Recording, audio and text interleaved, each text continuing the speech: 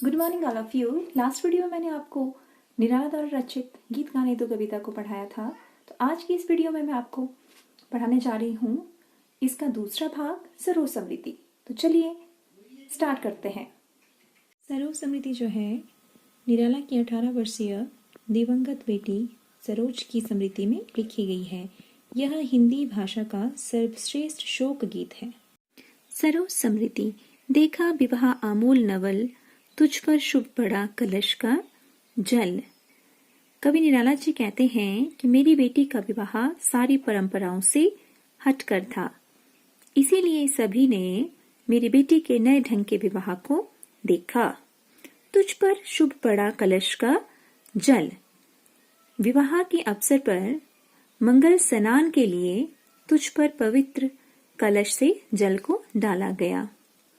देखती मुझे तू हंसी मंद। हे बेटी, उस क्षण तुमने मुझे देखा था और तू मुझे देखकर मुस्कुराई थी, अर्थात तुम शादी से खुश थी। होठों में बिजली फंसी स्पंद, स्पंद होता है चंचल, और तुम्हारे होठों की हल्की सी मुस्कुराहट ऐसी थी मानो होठों में बिजली की चमक फंसी रह गई हो। उर में भर झूली छवि सुंदर, प्रिया की अशब्द श्रृंगार मुखर। तुम्हारे मन में तुम्हारे होने वाले पति की मूर्ति रही होगी, इसीलिए जो तुम्हारा श्रृंगार भाव आज तक मौन था वो आज प्रकट हो गया। अशब्द होता है मौन होना और मुखर होता है व्यक्त होना। तू खुली एक उच्छ्वास संग विश्वास स्तब्ध बंध अंग अंग। तुमने उस समय सुख की एक लंबी सी सांस ली थी। विश्वास स्तब्ध बंध अंग अंग, और तुम्हारा अंग अंग तुम्हारे होने वाले पति के प्रेम के विश्वास में बंधा था। नत नयनों से आलोक उतर कांपा अधरों पर थर थर थर। आलोक होता है चमक और अधर होता है होंठ। नत होता है झुकी हुई, और तुम्हारी झुकी हुई आंखों से चमक उतर कर मानो तुम्हारे होंठों पर आ गई थी, जिस कारण से तुम्हारे होंठ थर थर थर कांप रहे थे।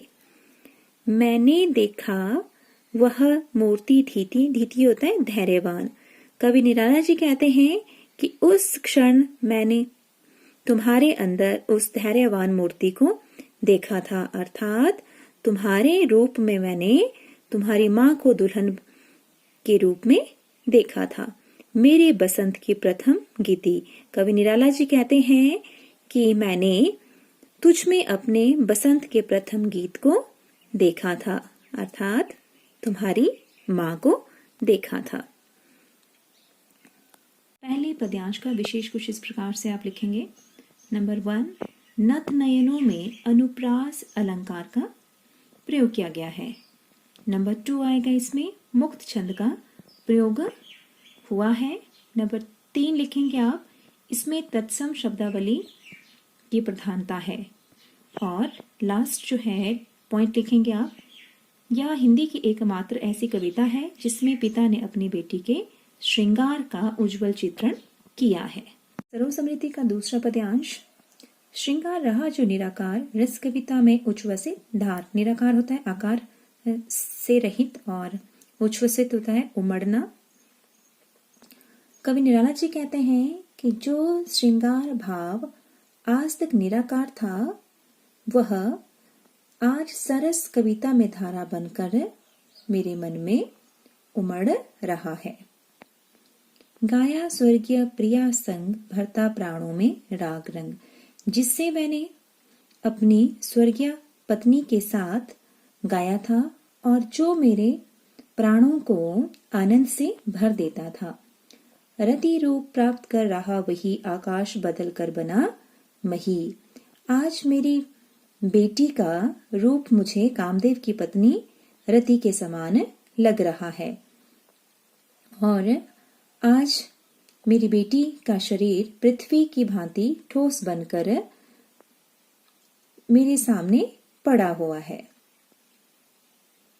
हो गया ब्याह आत्मीय स्वजन, कोई थे नहीं न आमंत्रण। कवि निराला जी निराश होकर कहते हैं कि मेरी बेटी सरोज का विवाह हो गया, परंतु कोई भी सगे संबंधी आए नहीं थे, न आमंत्रण था भेजा गया और न किसी को आमंत्रित किया गया था। विवाह राग, विवाह के अवसर पर जो संगीत, जो राग गाए जाते हैं वह भी नहीं गाए गए। भर रहा न घर निशि दिवस जाग। और विवाह के शुभ अवसर पर जिस प्रकार घर में जागरण होता है वह भी नहीं हुआ। प्रिया मौन एक संगीत भरा नव जीवन के स्वर पर उतरा। कवि निराला जी कहते हैं कि मेरी बेटी के नवीन जीवन पर एक प्यारा सा संगीत छा गया और उसका विवाहित जीवन सुखी था। ये थी इसकी व्याख्या। तो चलिए विशेष क्या लिखना है आपने वो मैं आपको बता देती हूँ। अब इसमें जो है कवि निराला ने अपनी बेटी के विवाह पर सारी रूढ़ियों को तोड़ दिया था। नंबर 2 आएगा, बेटी के श्रृंगार को पत्नी के श्रृंगार से जोड़कर देखना अद्भुत साहस का कार्य है। नंबर 3 होगा इसमें मुक्त छंद का प्रयोग किया गया है।